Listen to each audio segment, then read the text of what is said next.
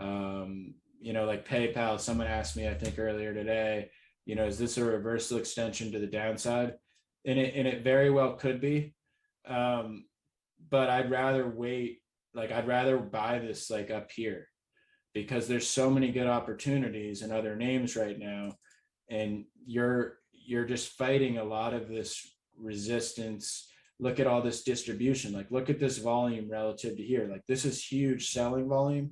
Let other people fight this thing and be patient for it. Like this is where the change of character happened to the downside. And sorry for all these lines. Let me clean this up. This is where the change of character went down. So just like wait. There's no reason to try to pick a bottom in this stock. It could go down to here, and then maybe it makes a new high in like 5 years or 10 years or whatever. Like someone made a good point on Twitter the other day. This could be moving from a growth to value situation. Microsoft started doing that right here. Microsoft didn't make a new high again until, it took 15, 16 years. And Microsoft's been a freaking amazing stock since, which comes back to that point. If it's going to be such a great stock, you can wait until it gets back near the highs, and guess what? You're not going to miss this 50% move if you caught it here, and you're just not going to miss. You're going to be really glad you didn't hold it for 15 or 16 years at a loss. Just wait, just be patient, because if it's going to be a good stock, it's going to come back and you're going to get your chance to get on board. And like UPST here, like this is the name everybody loves. And I think if you look at the monthly and weekly on this, like this thing's still okay.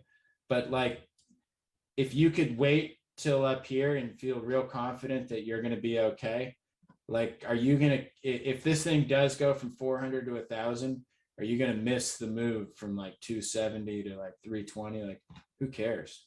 I don't care. But I do think this is going to work here.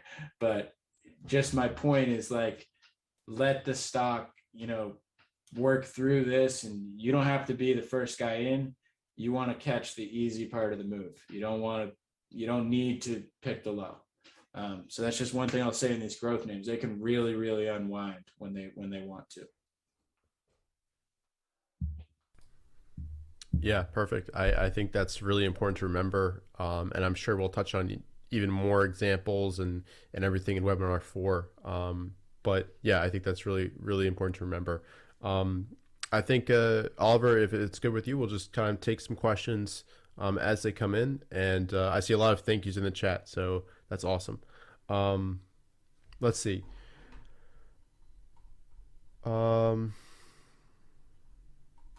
So I do see some questions about how you use the 5-minute chart. I think this is probably a good point to remind everybody that you want to stay on the higher time frames as possible. And if there's no setup on the higher time frame, there's no point going on the 5-minute chart. Is that right?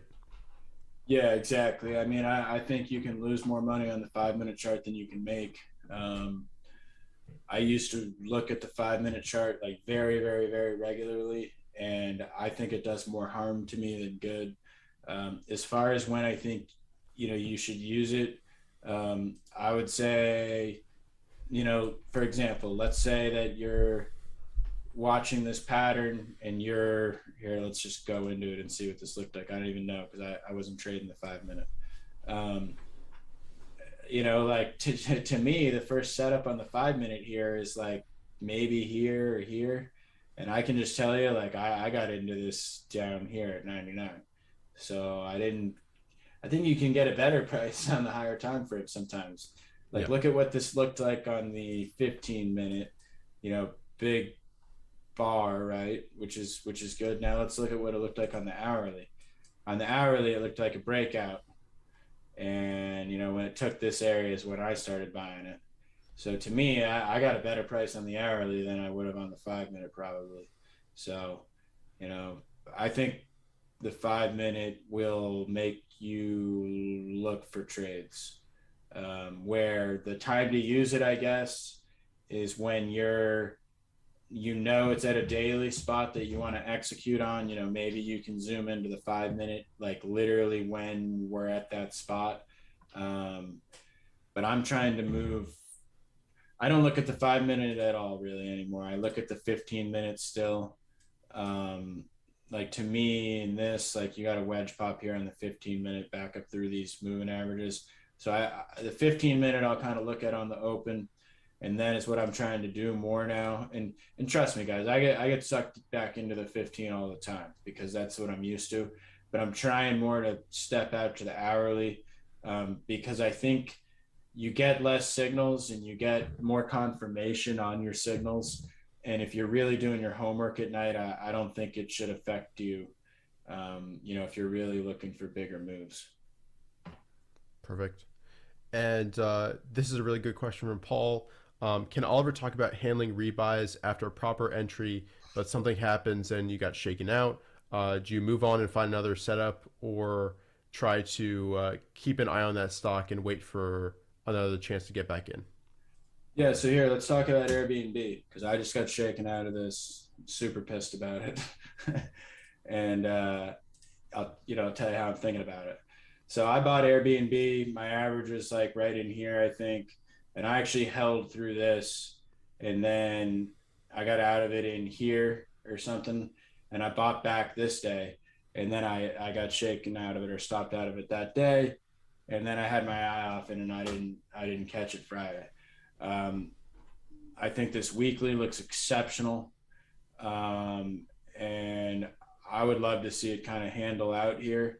But as what I'm going to be looking for, because I'm not going to chase it up here, is I'm going to kind of look for, maybe it goes a little higher and, hopefully it would do something like this, or maybe it goes even higher. But I think at some point it'll give some sort of pattern near this distribution from its initial, like move higher. So that's kind of how I'm thinking about this specific one is if I can find an area to get on this, in this range somewhere, I don't know where, that's how I'm going to play it.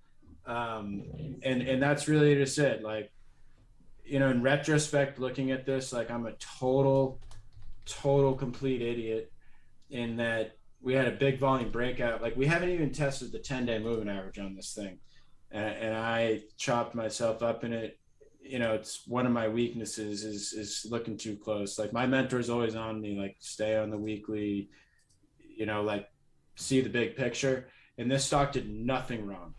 And looking at lower time frames is kind of where you get shaken out of stocks, which is part of the reason I'm trying not to look at the 5 minute at all. Is you'll lose your position on the 5 minute, and then you step back and you're like, well, this looks great.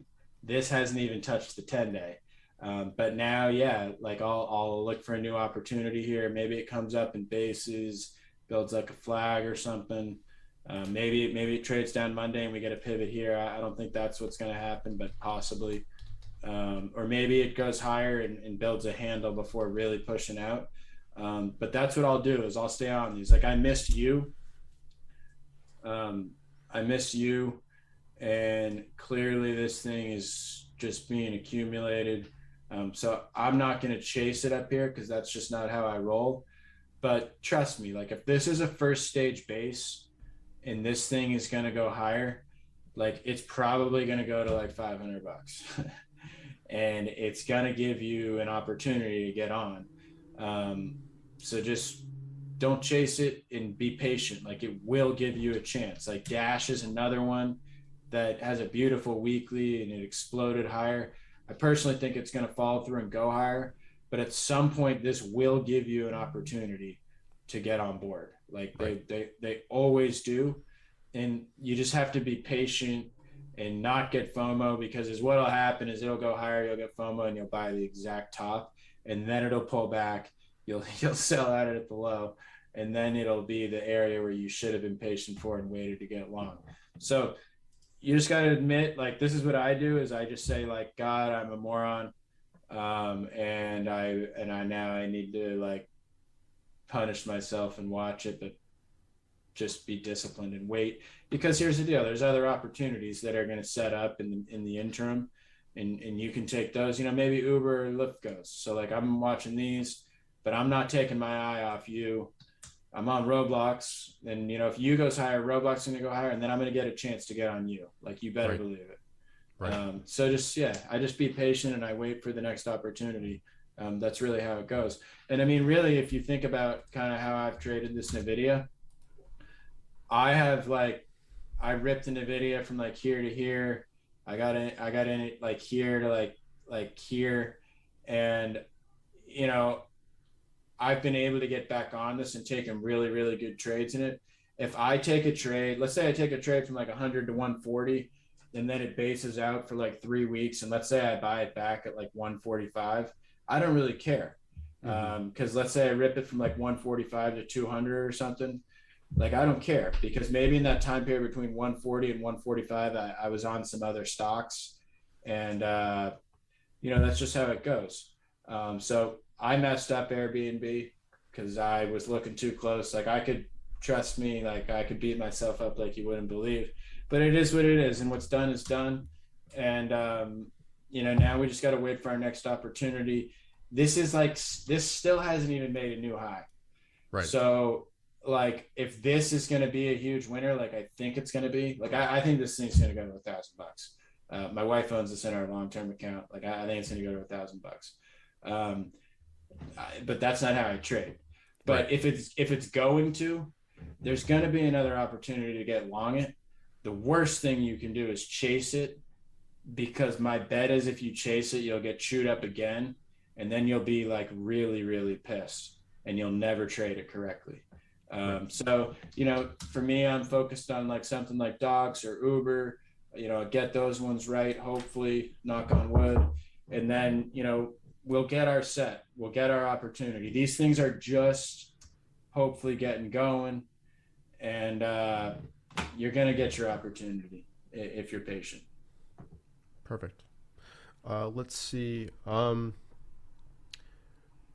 There are some questions about how you basically watch the volume intraday, but most likely you're just watching the volume on an intraday chart and looking for a big burst right near that pivot. Is that right?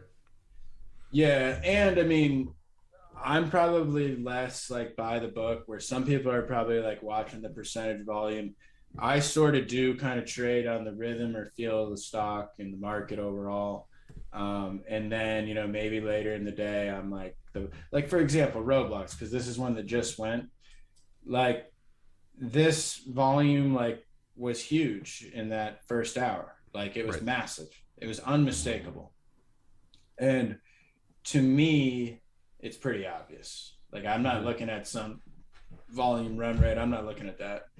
I'll tell you, I was looking at, for Roblox, my mark was 30 million shares, because I felt like this bar did like 27 million, 28 million. And that first hour when we did 10 million, I was like, all right, I think we're going to take out 30. 30 was my bogey. Like I wanted to do more volume than this basing day, and we did that. But I pretty much knew we were going to do that. Like literally, I bet if we look at like the first 5 minute bar, I wasn't looking at the 5 minute, but we did six, we did a million in the first 10 minutes. And right here, we had saw 1.5 million come in on bar three, and we did 2.5 million shares in the first 15 minutes. I mean, you can do the math or whatever, but like I felt pretty good. We were going to do 30 million shares, and that's what I was thinking mentally. Like I trade with Raider in the day, and like that's what I was saying. It's like 30 million shares. Like that's what we want. And it Mm-hmm. was pretty clear in those first 15 minutes we were going to do 30 million shares. So that's for me kind of how I'm thinking about it. Perfect. And there was a question here from Dave about whether you incorporate VWAP at all into your analysis. Yeah, so you can see here this pink line on the intraday chart is the VWAP. Um, I pay attention to the VWAP. One of the things that I'm trying to add to my toolbox, I just can't get it to work on Thinkorswim the way I want, is that the anchored VWAP. Brian Shannon's anchored VWAP. Brian's on me to start using that, and I think it's like another tool I need to add. So I'm actually thinking of moving off Thinkorswim to TC2000 or maybe TrendSpider or something, because I think it's a tool that I really need to start using. From when I traded institutional, I really understand VWAP and stuff. So it's something that I'm looking to start paying attention to more. I see a lot of stocks have turning points right at the AVWAP, like Roblox. I'd be setting it right here on this gap up for sure, and my bet is this will go up, and at some point it'll come back and test that VWAP level, and it'll be like a good area to add. So it's something that I've got to start doing. I just haven't done it yet because I don't have the tools to do it on Thinkorswim. Perfect. And there's a good question here from Vanessa. Basically, are you more cautious with new buys given that the Nasdaq is kind of extended within its price cycle? So I will tell you, like for me, like it's always easier to be buying down here. And unfortunately, I had some great positions here that I kind of took off into strength. And, that's kind of always the dilemma in selling into strength is, sometimes it can be harder to get back on. But based on what I'm seeing in the sense that a lot of these newish type leaders are breaking out now, whereas the names that broke out down here were like the names that we've been trading this, the last year or two, the AMDs, the NVIDIAs, the Teslas. And now that I'm seeing these new types of leaders break out, I think the action of individual stocks is always going to be more important to me than what the index is doing, even though I'm paying attention to the index cycle. So my hunch and time of year, like November, December are the best times of year for me. So I'm inclined to think we rally into year end. Hopefully we make like a basin break here. So like we had our wedge pop, our cross back. This will be our first basin break.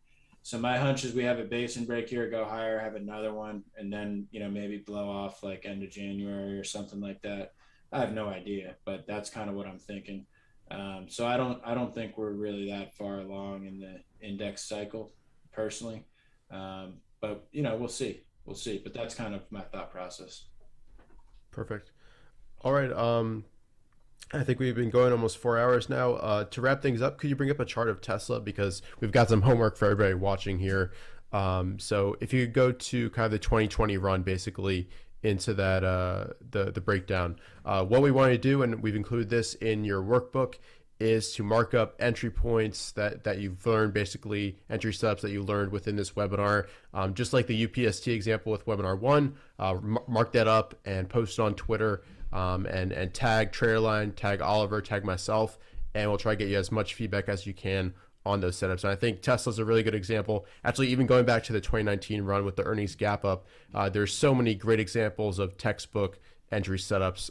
And Oliver, maybe we'll go through kind of how you would label this later on in a future webinar. Okay. Yeah. We can start off next session with that.